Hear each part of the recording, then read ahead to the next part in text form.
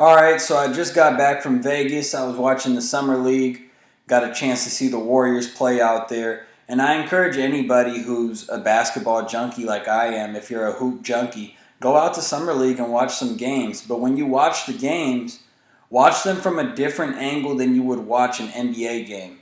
I was telling my uncles and my cousins, I went out there with my family. I got a bunch of basketball junkies in my family, and I told them all, I said, hone in on a player or two and just watch what they do on the ball, off the ball, on the defensive end. Watch how they're moving up and down the court. Just pay attention to them almost like you're a scout. Don't just watch the ball and get caught ball watching because it's not the NBA. Not every player on the court is NBA material or is going to be in the league.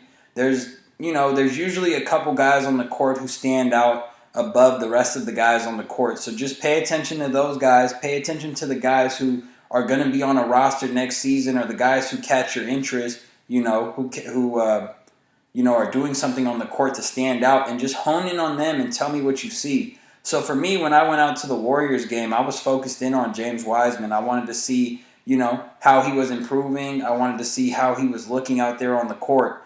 And I've even been doing that during the games that I've been watching at home. I've been very interested to see how he's progressing. And at this point on the offensive end, I've kind of made up my mind with James Wiseman. He's a guy who doesn't like contact. I remember reading an article around the time of his draft when he got selected second, and we know Edwards went one and LaMelo went third to Charlotte. I remember seeing an article at that time that was talking about how his dad is really tall as well, but his dad played volleyball instead of basketball because he didn't like the physicality of basketball. And then I started watching James Wiseman highlights during the time of that draft. And, a lot of them were high school highlights because he didn't play much in college. And it was like, oh, maybe this is just runs in the family where these guys are tall, they're finesse guys, but they don't necessarily like contact. They're not thumpers. They don't like banging down low. We see guys like Kenny Lofton Jr. just throwing his body at a Chet Holmgren. And I really wanted to see how Chet was going to guard Wiseman. Unfortunately, Chet we didn't get to see because he sat out that game, but James Wiseman is not that kind of guy that's going to throw his body at you. We see when a guy like James Wiseman has the ball, or a guy like Giannis has the ball, these big, imposing guys, 7 feet tall, with speed, strength, just a total package, the defender is going to sag off a little bit. He's going to give a little ground. He's going to get, strong in his base. So that way he can, when you drive and attack the basket, he can be ready for that. And the defender's also playing like a cat and mouse game where they're kind of giving you an open jumper. They want to guess it at the right time and jump at the right time to contest it. But at 7 feet tall, they're not really going to impact your shot, especially if they're coming with a late closeout. So James Wiseman and Giannis and guys who are built like that, they get a cushion when they catch the ball out on the perimeter. And Giannis is the guy who he's going to attack that gap. He's going to attack that space, and he's going to close it out, whether it's with a gather step or whether it's just taking a big dribble into that step. He's going to go forward into that space. We've seen with James Wiseman, he's going to take that space that you're giving him, and in a way very similar to like a Chris Bosh, he's going to take that window and he's going to say, hey, I'm a good jump shooter. I like shooting jump shots. With this window, I'm just going to pull it. And he just uses that space and he says, okay, I know the defender's going to sag off a little bit, so I'm just going to take this jumper and I'm going to take the next jumper. And that's where he's at right now in his career. And at first, I would get very frustrated with him, not getting into the paint enough. But it's just over and over again, he'll try to post up and he'll allow guys who are smaller than him to push him out of his spot. And then when the post entry pass comes, it's like, guys in the NBA don't even know how to throw a post-entry pass anymore, so they throw it kind of high, and they're just trying to get it to him, and then he's jumping out to catch the ball and make sure that he gets it. And by the time he catches the ball, then he's going to turn around and face up. He ends up being only 1 or 2 steps inside of the three-point line. He's always deep on the wing, on the elbow area, or he's more out to the three-point corner than you would like him to be. He's never as close to the hoop as you would like. And I've just grown to accept that that's kind of who he is. He's someone who just naturally is going to drift out, and he's not trying to bang. He's going to take the contact comes, and he's not going to throw any resistance towards it. He's just going to allow you to kind of push him out there. and he feels comfortable catching the ball with that space and just rising up and firing. So I think the Warriors should see that, and they should say, all right, we're going to use this to our advantage and just let him be the screener who pops sometimes. And, it adds a different dimension that Kevon Looney doesn't necessarily bring to the team and Draymond doesn't bring to the team where, yeah, Wiseman can roll to the basket like those guys, and he can even be a more athletic roller to the basket. But what he can do that both those guys can't do is he could actually pop out and he can make that open three or make that open mid-range jumper, that elbow jumper or that free throw line jumper. And he can hit that at a decent clip. So I think that's where Wiseman is right now. I think that's where he brings the most value on the offensive end is as a guy who sets screens and hangs around the perimeter and, he does dribble handoffs where he could fake it and with his athleticism he could get to the rim pretty quickly.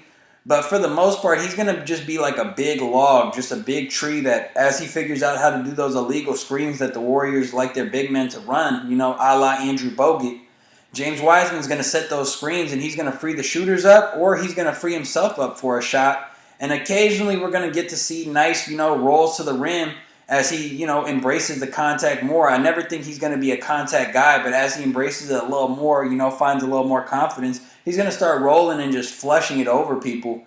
And that's what he brings to the team right now on the offensive end, on the ball and as an on-ball screener.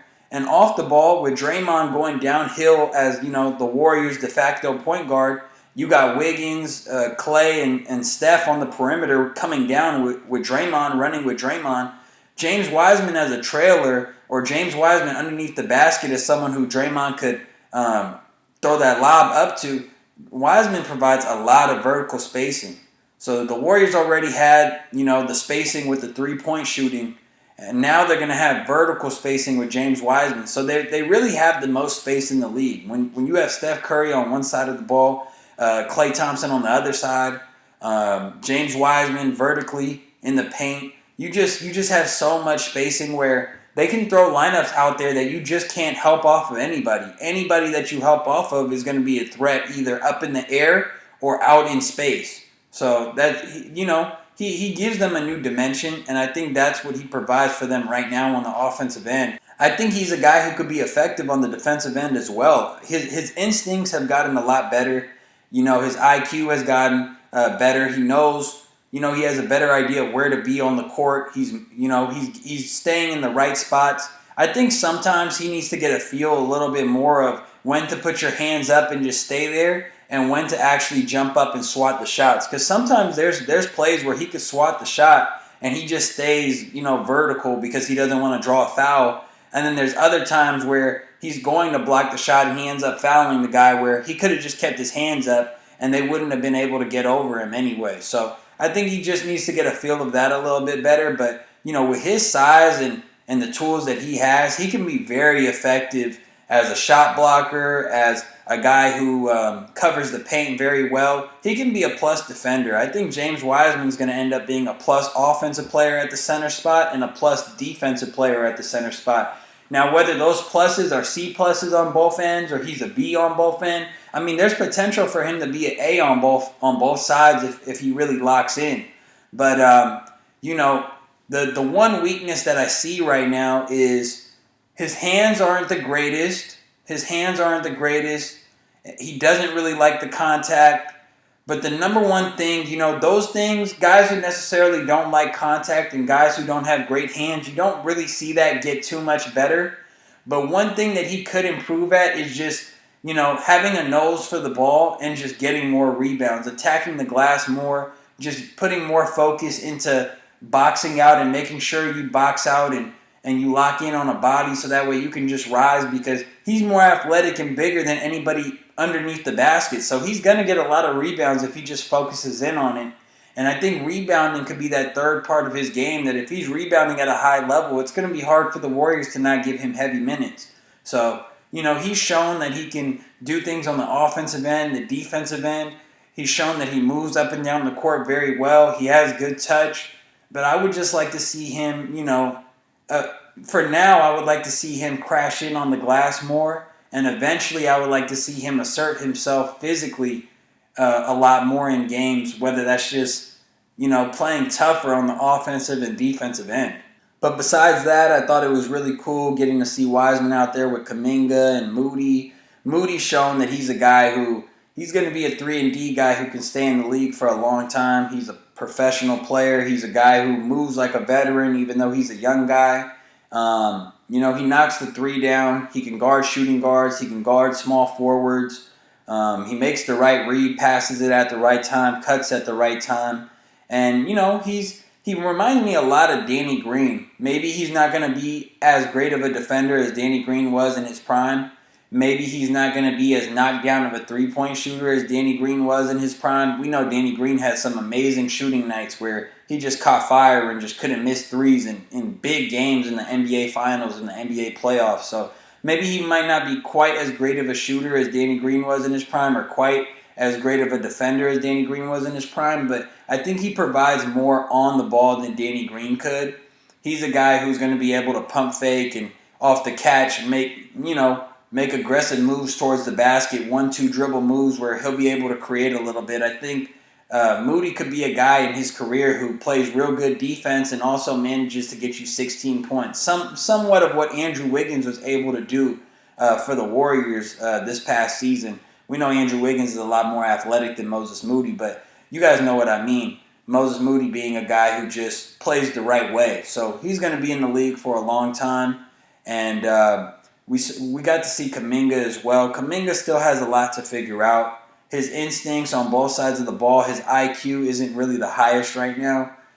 He forces a lot of stuff at the rim. He takes more jumpers than I'd actually like him to take. He's a ball stopper. There's a lot of things that Kuminga has to work on. But when Kuminga's playing free-flowing and, when he's able to showcase his skills, which is his athleticism and just, he's a beast. He has that mentality where he's trying to attack the other team. Nobody can stop him. Nobody can stop him in transition. Nobody can stop him when he's cutting. Nobody can stay in front of him because of how athletic he is and his body. I mean, he's about 6'8", 6'9", and he moves like that. It's incredible.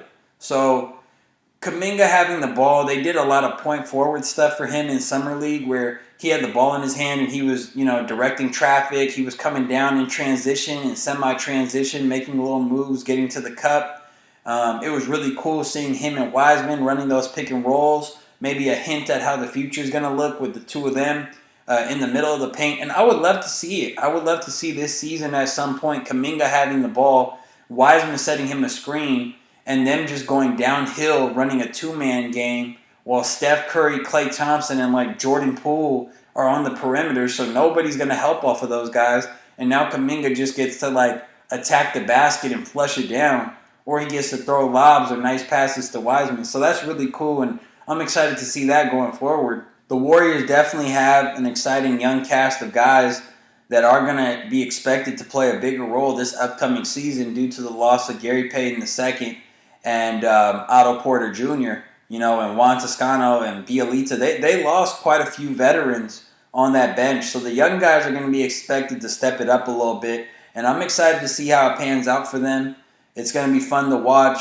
The Warriors have won 4 championships in the last 8 years. So, regular season games don't really matter to them. So I think we're going to get a lot of opportunities where Kerr just rests the star players and just tells the young guys to take over. Or Kerr will, give Looney some load management some games, or give Steph some load management, and it's just going to be the Poole show or the Wiseman show or the Minga show. And I would even flirt around with the idea of starting Wiseman over Looney for some games, because Wiseman's going to get his best looks with Klay and Steph and Draymond on the court with him. So, you put him in with that group and put him in with the starters a little bit and let him get easy looks and build his confidence up. We know you can plug in Looney after not playing for 3 quarters. You could plug a guy like Looney into the 4th quarter and he's going to give you all-out effort and do what Kevon Looney does, which is, contribute to winning. So you don't have to worry about Kevon Looney. He got paid now. He was the true professional, the true definition of a Warrior, playing all 82 games and the playoffs last year. So, this is time for Looney to rest a little bit, and it couldn't come at a better time with Wiseman stepping in. So the Warriors got a lot of exciting things going on. But on that note, thanks for watching. Make sure to like, comment, and subscribe. I'm out.